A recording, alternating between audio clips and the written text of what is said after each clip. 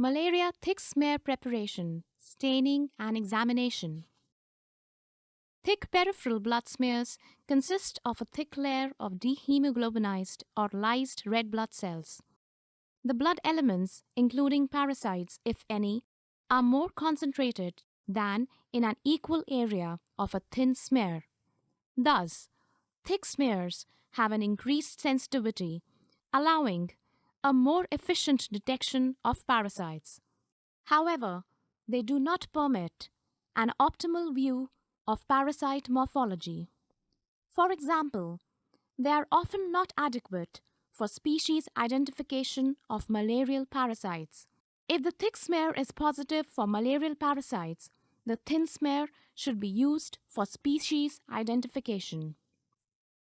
Sample: EDTA whole blood venous sample or capillary sample.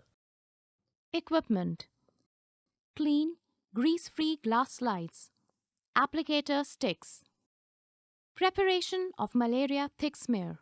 Use universal precautions while preparing the smears for malarial parasites. Label a glass slide with sample identification number. Mix the sample by inversion. Open the cap gently and check for clots by dipping the applicator stick in the tube.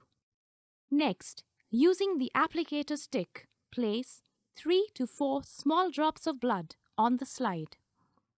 Spread the drop of blood with the corner of another slide or an applicator stick to make an area about 1.5 to 2 centimeters in diameter. Correct thickness is attained when newsprint is barely legible through the smear. Lay the slides flat and allow the smears to dry thoroughly. Protect the slides from dust and insects. Insufficiently dried smears and smears that are too thick can detach from the slides during staining. Protect thick smears from hot environment. Dehemoglobinization of thick smear. Dip dried thick blood smears once into a beaker containing normal water and take out immediately. Care should be taken to not wash off the smear during the process. Do not touch or wipe the wet smear. Alternatively, keep the dried smears flat. When dried, the slide is ready for staining. Staining. pH should be adjusted to 7.2 for staining for malarial parasite. A number of Romanowsky stains like Fields, Giemsas, Wrights, and Leishmans are suitable for staining the smears. Staining by Giemsa stain will be demonstrated here.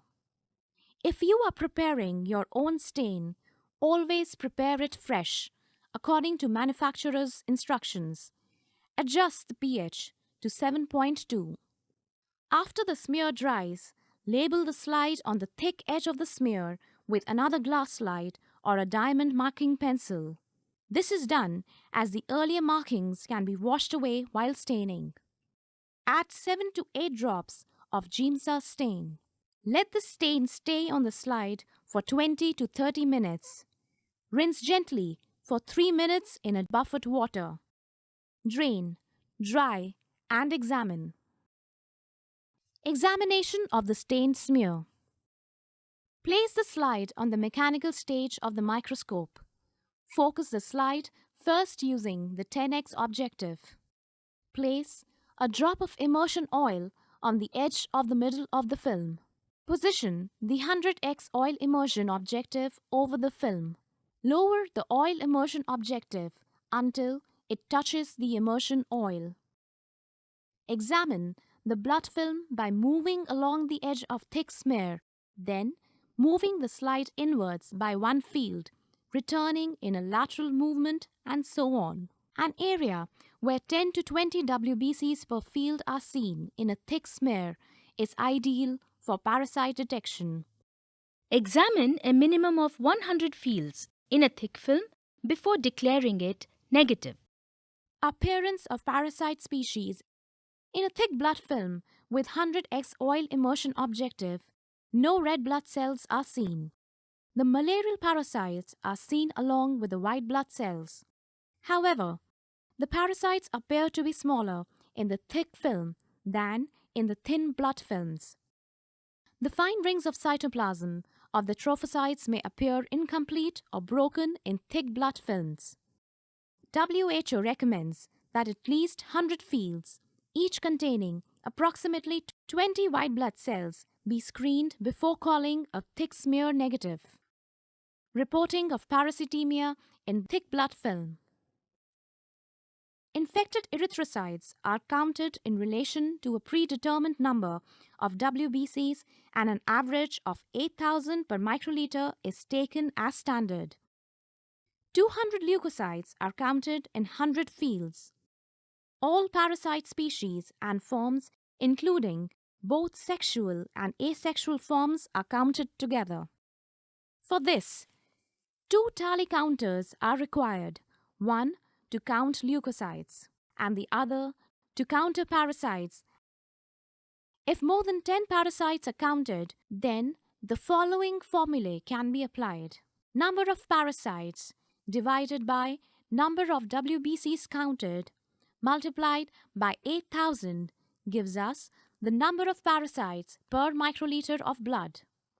Or, if 200 leukocytes are counted, number of parasites counted multiplied by 40 gives us number of parasites per microliter of blood.